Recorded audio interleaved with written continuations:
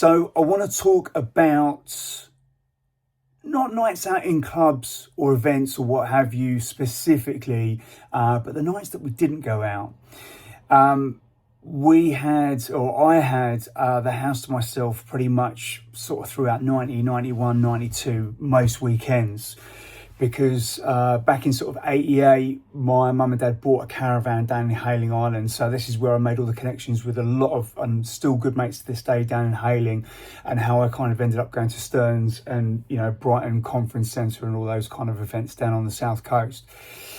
And so when I got to a certain age, I think it was around 14, 15, I can't really remember, I wanted to stay at home while they went. So I would finish school, get home, and that was it. I had the house to myself from like 4 o'clock on a Friday afternoon until sometime Sunday afternoon. So the boys would come round, and again, I was very respectful. My mum and dad still don't believe this, but I'd only ever have 3 or 4 people round. It was all pretty chilled. I didn't want the stress of parties. I think I did it once, hated it, and it was only about 12 people. So I'm going to give you a few little stories about what happened, because we used to have some pretty intense nights there on the dots and whatever. So we had one occasion where, and it must have been in the summer, because I remember the back patio doors things was open, and I had these turntables. I've talked about this before, like these kind of wooden deck disco decks that were 2 turntables and a very basic, just a crossfade. I don't even remember there being anything else really. No pitch control, no nothing. You couldn't mix on these things. It was literally just play a record, spin it back, put the other one on, spin it back. So anyway, these nights used to get a little bit intense, and it was all getting a bit on top. So 2, 3 in the morning, we'd all go out and just go for a walk and kind of clear our heads. And this particular night, as I say, because it was warm, a mate of mine from back then, Peter, was outside dancing, and he was just kind of doing the running man, and we were like kind of going, go on Pete, clearly making a massive ruckus, because next thing I know, the doorbell rings. I freak out. Everyone freaks out. Who's ringing the doorbell at this time in the morning? I was praying it was just a neighbour just saying, like, turn it down. So I went into the front room and took a sneak peek out the curtains. It's 2 policemen standing there. I'm like, so ran back in. Boys, it's the police. You know what to do. I'm going to go and answer the door really slowly. So I literally just pigeon stepped all the way, opened the door, crapping myself. And they were like, we've heard there's a fight here, we've heard there's noise going on, and blah, blah, blah. I was like, no, there's no fight. We were just encouraging my mate to dance and what have you. They're like, well, we'd feel a bit better if we just came in. Now, bearing in mind, one of the policemen was a guy called Scotty. He was the local kind of Bobby on foot, and we kind of knew him, so we knew he was all right. Anyway, so he kind of comes in, and my mates had done a sterling job. They tied up everything, well, apart from like one pile of stuff that they'd left like in the kitchen table. The 2 policemen walked in. My mates said they're all cool as cucumbers. Well, I could see they were panicking just as much as I was. Smoking cigarettes, chain smoking like lunatics, like smoke everywhere. So Bobby turns to the other and goes, is your nose working? Yeah. Anyway, they gave us a bit of a slap on the wrist, and as I say, he was pretty cool, so he kind of just sort of left us to it. We closed the door and decided that was going to be that. And I'm surprised it didn't say anything else, because obviously you don't know this, but I had a strobe machine that was kind of going off. I don't know where I got it from, but I'd got a strobe machine from somewhere. It was only one of those little crappy ones. But we also had those lights. Do you remember on the roadworks when they used to just hang those like metal lanterns? So there was 2 of those in there that were providing the lighting, should we say, for our little home raves. So the next one, it wasn't the same night, another night. I think I don't know if you remember, but back then, sort of like 91, 92, you didn't have 24-hour shops. The local off license was closed at like 10:30, and that was it. The only option you had to go and top up your Ribenas and whatnot was to go to the local petrol garage, the local 24-hour petrol garage, which for us was like probably 45-minute, hour-long walk away. So Sorry, Mum. But my mum had left her car keys behind. So there's all four of us in there. And I think I was like, anyway, I hadn't passed my test yet at that point. Anyway, I managed to kind of reverse out the drive. And I think I just got to driving around the block. And I was like, no, completely bottled it. I went, we're just going to have to walk, and got in there.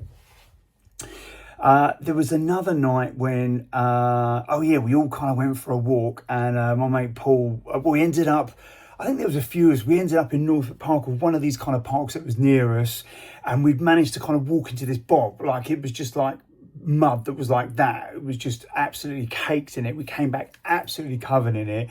And it turns out my mate kind of came back with only one shoe, and was like, I was really upset. I was calling out to people that I wanted to go back for my shoe, and you were like, no, we got to press on.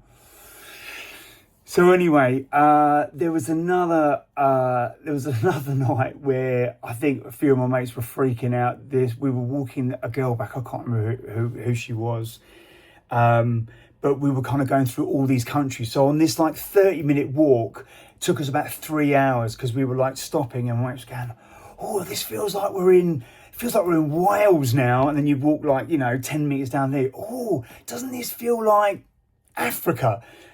It was totally surreal and weird. And this poor girl was just stopping and going, what are you doing? So anyway, the final kind of story that I want to tell on this was, it actually wasn't around my house. It was around a mate of mine, Roy. And, there were more people than normal. I remember there being about 15 or so people.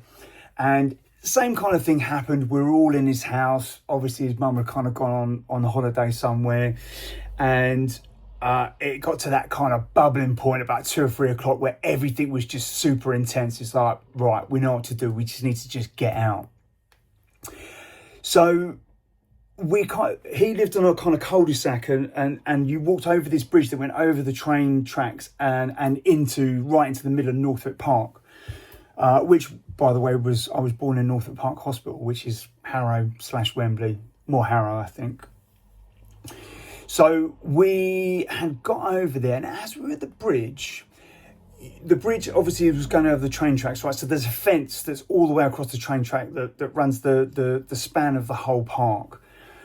Right in the middle of the park, along this fence, were 2 cars parked up. Now, this is surreal because there's a car park there. There's no road that leads to it. They would have had to literally driven over like a rugby football pitch and around trees to get to this particular point. So I can't remember if it was that point or the next point, but a few people were a bit freaked out by this. Were like, no, not having this. This seems like something completely dodgy is going on. We're going back. So anyway, me and a handful of others went down. So as you went down the stairs, there was a kind of like a line of trees that was kind of splitting the park in half. So we all basically just like hustled in there, and we're just like, right, having a look and little see what was going on. Now, what happened next was absolutely like freaked us out completely, because while we were just watching these 2 cars that had their lights on, we couldn't really kind of work out what they were doing.